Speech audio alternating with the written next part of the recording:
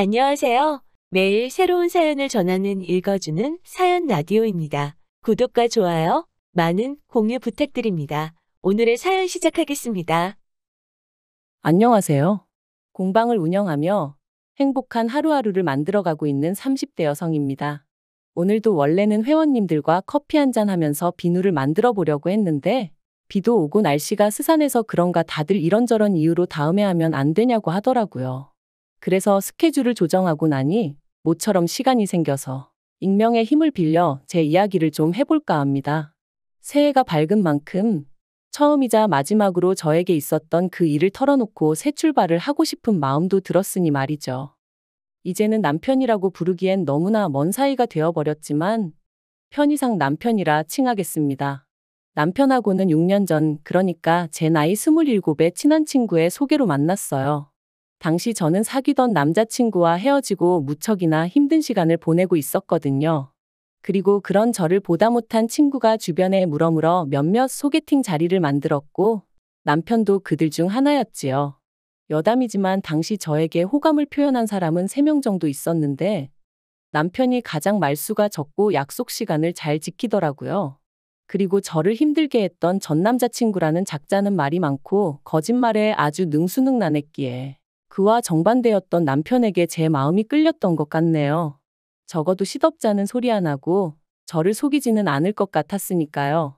아무튼 그렇게 어떻게 보면 별 시덥지 않은 이유로 남편을 선택했고 연애를 시작했습니다.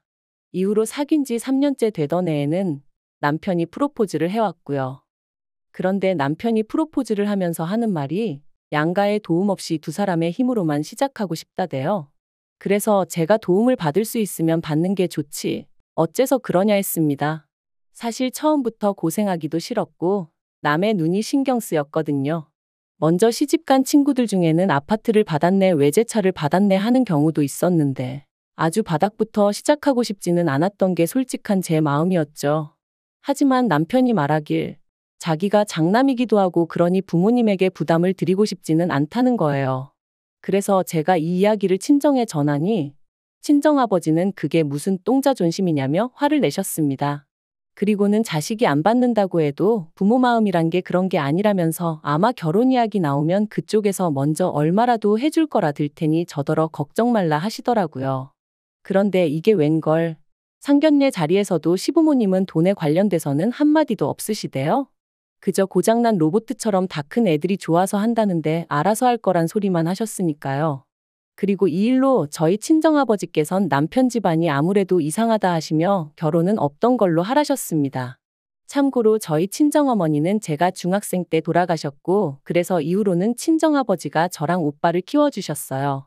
특히나 저는 둘째고 딸이다 보니 불면 날아갈 듯 아주 애지중지 키워주셨죠. 그러니 제가 제대로 된 대접도 못 받고 시집을 가는 것 같아 무척 속상해 하셨던 거예요. 하지만 당시에 저는 그런 친정아버지의 속내는 이해하지 못하고 그저 결혼을 반대하신다는 사실이 야속하게만 느껴졌습니다. 한편으론 그런 시부모님에게 꼼짝도 못하고 눈치만 보는 남편이 너무나 신경 쓰였고요. 어째서인지 남편은 어떻게든 내가 챙겨야겠다는 그런 생각까지 하면서 말이죠. 그래서 못 헤어진다고 친정아버지 앞에서 울고 짜고 말 그대로 난리를 쳤어요. 그리고 결국 자식 이기는 부모 없다며 친정아버지께서 그렇게 남편과의 결혼을 허락해 주셨습니다. 신혼살림도 친정아버지의 도움을 받아 아파트에서 시작할 수 있었고요. 그런데 그렇게 결혼식을 올리고 얼마 지나지 않았을 때였어요. 회사 창립 기념일이라 저는 집에 남게 되었고 남편은 평소와 다름없이 출근을 했는데 막상 모처럼 혼자 집에 있으려니까 뭔가 어색한 거예요. 그래서 뭘 할까 고민하다 마침 날씨도 여름에서 가을로 넘어가고 있겠다. 집 청소나 하면 딱이겠다 싶더라고요. 그래서 안방부터 시작해 평소에 손이 잘 닿지 않았던 부분들까지 구석구석 쓸고 닦기 시작했습니다. 그리고 그때 남편의 책장 가장 윗칸에서 오래된 사진 몇 장이 떨어졌는데 사진 속 꼬마가 낯설지 않았죠. 바로 저희 남편이었으니까요. 사실 몇 번이나 예전부터 남편에게 어렸을 때 사진 좀 보여달라고 했었는데 그럴 때마다 이사하면서 다 없어졌다고 했었는데 이렇게 버젓이 몇 장씩이나 가지고 있었다니 반갑기도 하면서 동시에 황당하고 어이없기까지 하더라니까요. 그리고 그때 어린 남편을 애정어린 눈빛으로 바라보고 있는 웬 여자분이 제 눈에 들어왔습니다. 제가 한번 본 사람 얼굴을 쉽게 잊지 않는 편인데 결혼식 때 본 친척분들도 아니었고 정말 처음 보는 분이더라고요. 게다가 어쩐지 남편이랑 닮은 것도 같고 그래서 그때부턴 청소고 뭐고 오로지 남편의 퇴근만을 기다렸습니다. 이게 다 뭐냐고 묻고 따질 생각만 하면서 말이죠. 이윽고 시간이 흘러 7시가 좀 넘어가니 평소와 다름없이 남편이 집에 왔고 저는 그런 남편에게 사진들을 들이밀며 이건 뭐냐고 물었어요. 어렸을 때 사진은 다 없어졌다더니 보란 듯이 당신 방에 있더라고. 서운하고 섭섭하다 뭐 그렇게 이야기를 했던 것 같아요. 그리고는 옆에 이 여자분은 누구냐니까. 남편이 저를 한참 동안 말없이 쳐다보더니 자기가 사실 말하지 않은 게 있다면서 얘기 좀 하자더라고요. 잠깐이었지만 거실에서 식탁으로 자리를 옮기는데 오만 가지 별의별 상상이 다 되었습니다. 드라마를 너무 봤나? 말도 안 되는 생각들이 머릿속을 스치더라니까요. 그리고 그렇게 몇 분간의 시간이 흐르고 남편이 하는 말이 지금의 시어머니는 자기의 계모랍니다. 남편을 낳아주신 친어머니는 오래전 지병으로 돌아가셨고 이후로 아버님이 지금의 어머님과 재혼을 하셨다고요. 그리고 남편의 시동생은 두 분 사이에서 태어난 그러니까 남편에게는 이복동생이었던 거죠. 제가 남편더러 나도 어머니가 안 계시단 걸 알면서 왜 말하지 않았냐 물었어요. 사실 같은 상처를 갖고 있었으니 얼마든지 서로를 위로해 줄 수도 있었을 테니까요.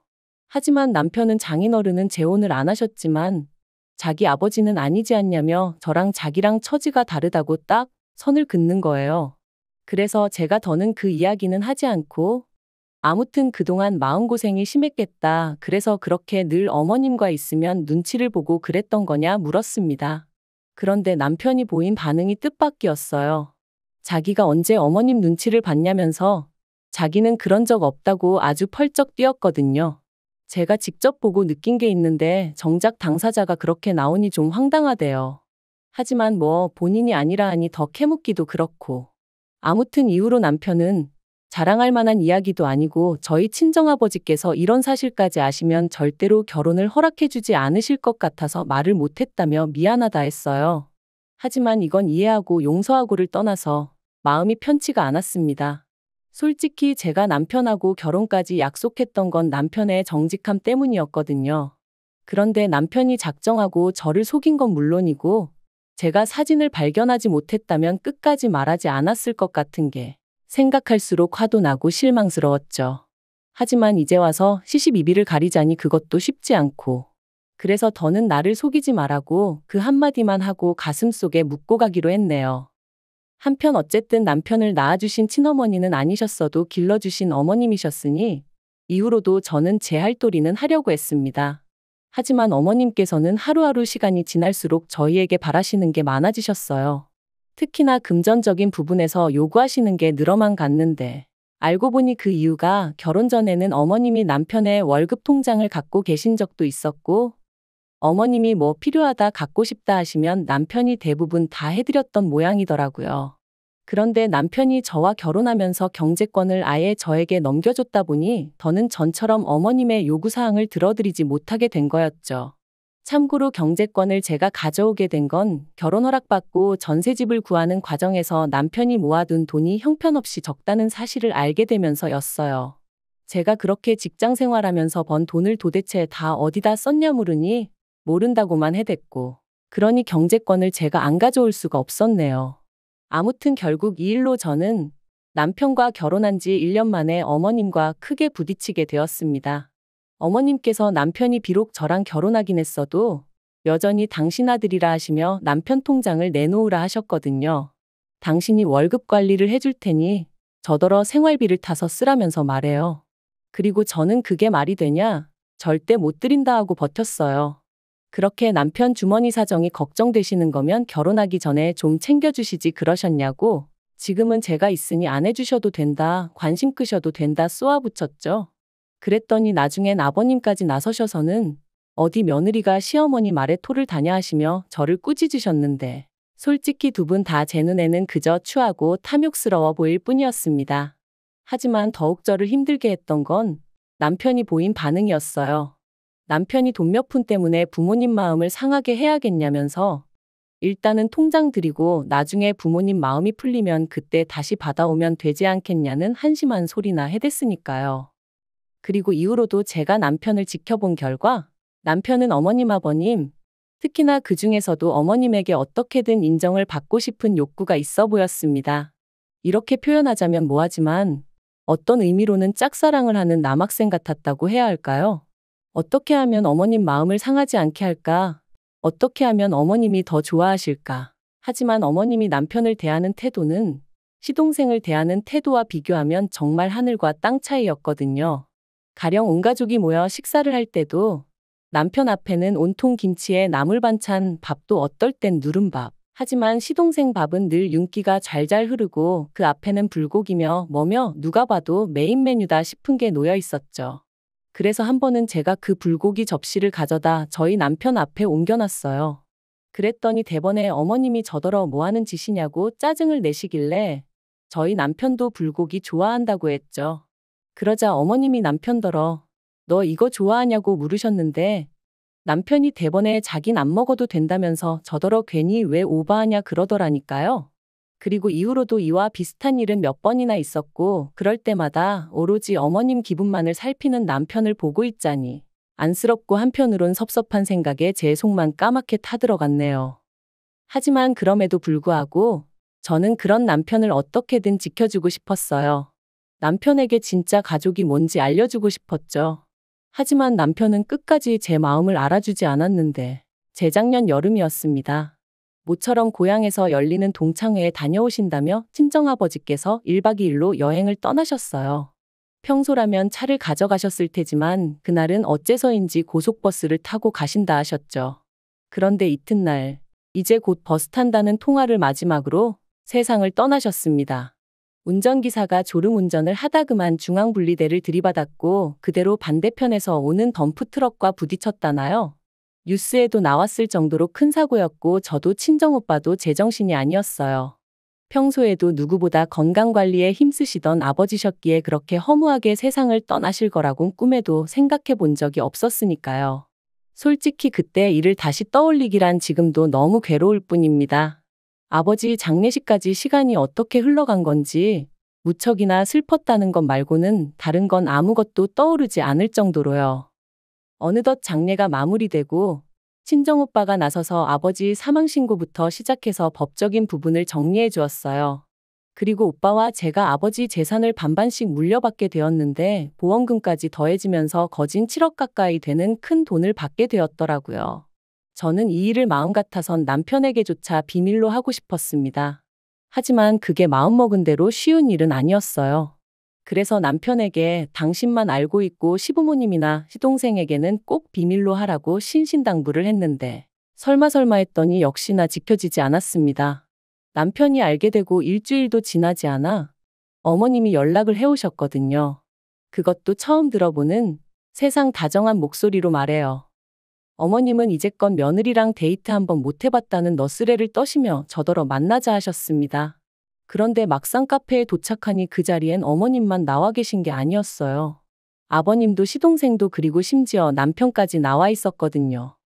어머님은 단도직입적으로 이야기하겠다 하시더니 사돈이 재산을 꽤 많이 남기셨다 들었다며 저더러 앞으로 그 돈으로 뭘 할 거냐 물으셨습니다. 저는 아무것도 안 할 거라고 대답했고요. 실제로 당시엔 돈이고 뭐고 계획을 세우고 그럴 만한 마음의 여유도 없었던 게 사실이었죠. 그런데 제 말뜻을 어머님은 어떻게 이해를 하신 건지 그럼 잘 되었다 하시면서 그중 3억을 당신한테 달라셨습니다. 어이가 없어서 왜 그러시냐고 물으니 시동생 장가도 가야 하고 당신들 사는 아파트도 너무 낡아서 이사를 갈까 하신다나요? 황당해서 그러니까 그 돈을 왜 저한테 달라시냐고 물었어요. 그랬더니 어머님이 남편을 쳐다보시면서 그러면 맏며느리가 돼서는 이 집에 돈 필요한 사람이 이렇게 많은데 그 큰 돈을 쥐고 모른 척 할 거냐는 거예요. 그리고 그런 어머님의 말씀이 끝나기가 무섭게 남편이 저를 바라보면서 저더러 저답지 않게 왜 그러냐고 가족끼리 돕고 살아야지 그러는데 제가 남편더러 이게 가족끼리 돕는 것 같이 보이냐 되물었어요. 지금 어머님 눈에는 당신은 호구로 보이고 나는 그 호구 마누라로 보이니까 저러시는 거라고 덧붙이면서요. 그랬더니 남편이 저더러 말 조심하라대요. 제가 더 들을 것도 없다고 먼저 일어나겠다 했습니다. 그리고는 자리에서 일어나는데 순간 어머님이 저더러 지 애비 목숨값이라 아깝다 이거지? 그러시더라고요. 아무리 저희 친정아버지가 돌아가셨다지만 지 애비는 뭐고 목숨값은 뭐란 말인가요? 순간 저도 눈이 뒤집어져서는 말이라고 아무렇게나 짓거리지 마시라 해버렸어요. 그랬더니 순식간에 남편이 제 뺨을 때렸습니다. 카페 안에 있던 사람들이 짝 소리를 듣고는 놀라서 저희를 바라보곤 웅성웅성 거리더라고요. 그리고 저도 더는 참을 수가 없어서 똑같이 남편 뺨을 때렸습니다. 마음 같아선 어머님 뺨을 날리고 싶었지만 보는 눈이 많아서 차마 그럴 순 없었네요. 그리고는 어머님께 구걸을 하러 나오셨으면 미안한 척이라도 하셔야지 그게 무슨 태도냐 했죠. 그랬더니 어머님이 남편더러 너는 배알도 없냐시며 저런 거랑 계속 살 거냐고. 네가 저거랑 계속 산다 하면 나는 너를 안 보고 살겠다 그러시는 거예요. 평소에 어머님이 매번 시동생만 챙기시고 남편은 무시하시는 게 꼴보기 싫어서 제가 더더욱 남편을 살뜰히 챙겼던 게 사실이에요. 그러니 아마도 어머님은 제가 남편을 엄청나게 좋아한다고 생각하셨던 모양입니다. 남편 없이는 못 산다 그렇게 오해를 하셨는지도 모르겠어요. 그러니 남편에게 저랑 살지 말라 하면 제가 남편한테 매달리기라도 할 줄 아셨던 건지. 하지만 솔직히 말해서 언젠가부턴 남편을 사랑한다기보단 인간 대 인간으로 안쓰러워서 챙긴 게 더 컸거든요. 그리고 친정아버지 마음을 그렇게 아프게 하고 시집을 왔는데 차마 이혼하는 모습은 보여드릴 수가 없었으니 어떻게든 참고 살아보려고 했던 것도 있었고요. 그런데 이런 제 속도 모르고 자기들끼리 난리부르스 추는 꼴을 보고 있자니 기도 안 차더라니까요. 그래서 남편이 뭐라 말을 하기도 전에 내가 안 산다고 그랬습니다.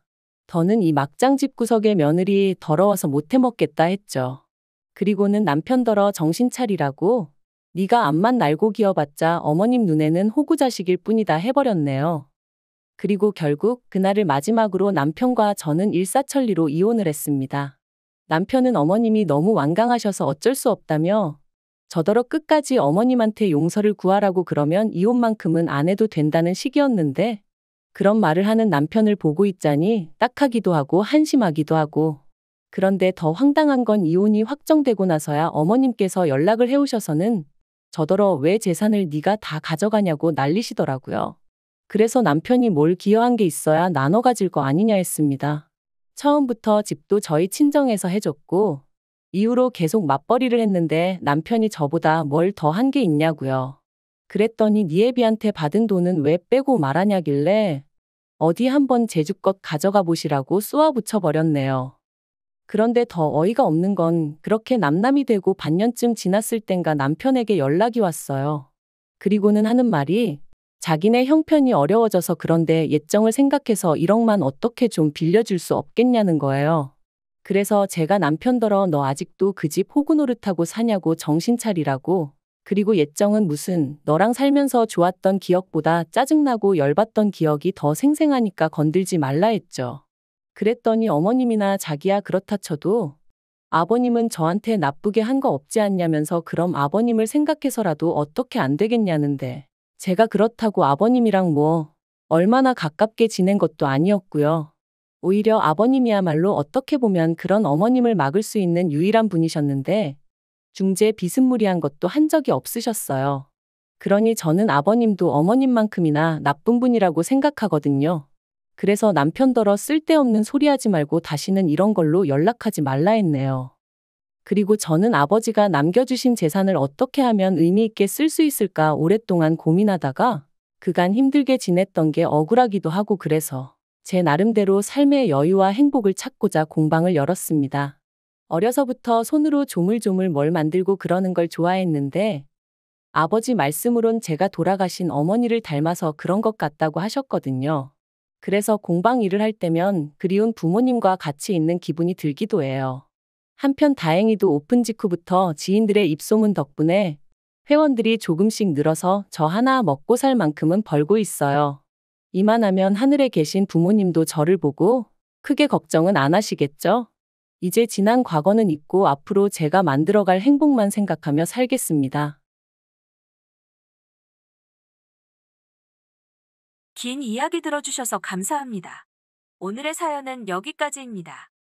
구독과 좋아요, 알람 설정해주시면 앞으로 더 좋은 사연으로 찾아오겠습니다. 감사합니다.